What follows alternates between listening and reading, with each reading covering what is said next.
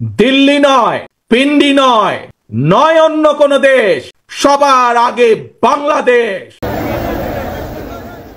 রাজধানীর নয়াপল্টনে শেষ হলো বিএনপির ৩ সংগঠনের তারুণ্যের সমাবেশ।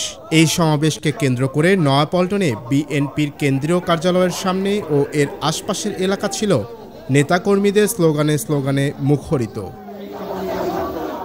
দুপুর গড়াতেই রাজধানীর বিভিন্ন প্রান্ত থেকে খণ্ড খণ্ড মিছিল এসে যোগ দিতে থাকে মূল সমাবেশ স্থলে। রীতিমতো জনসমুদ্রে পরিণত হয়েছিল নয়াপল্টনের রাস্তা। তারেক রহমানের ডাকে বিএনপি ঘোষিত ৩১ দফা বাস্তবায়নের জন্য অনুষ্ঠিত হয় আজকের এই তারুণ্যের সমাবেশ। সমাবেশে প্রধান অতিথি হিসেবে ভার্চুয়ালি যুক্ত ছিলেন বিএনপির ভারপ্রাপ্ত চেয়ারম্যান তারেক রহমান। তিনি তরুণ প্রজন্মের উদ্দেশ্যে ভবিষ্যৎ কৌশল তুলে ধরেন।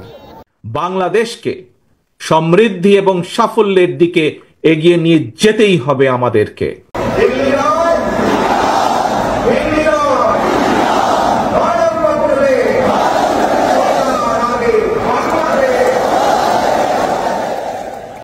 সমাবেশে আরও উপস্থিত ছিলেন বিএনপির স্থায়ী কমিটির সদস্যরা।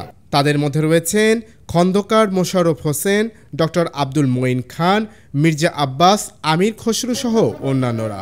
এ সময় উপস্থিত নেতারা জাতীয় নির্বাচন সহ অন্তর্বর্তী সরকারের বিভিন্ন কর্মকাণ্ড নিয়ে বক্তব্য দেন।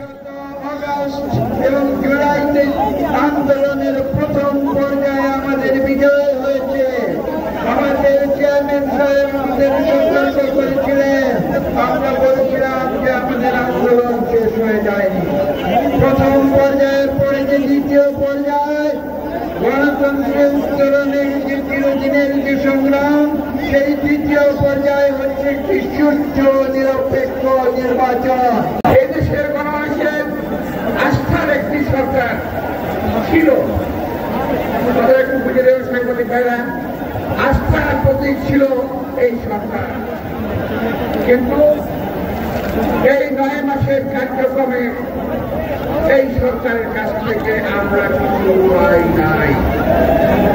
আমাদের এই তরুণ সমাজকে তাদেরকে সাবধান হয়ে অগ্রসর হয়ে যথাযথ ভূমিকা রাখার জন্য এই দিনে আমরা তরুণ সমাজের কাছে আবেদন জানাই।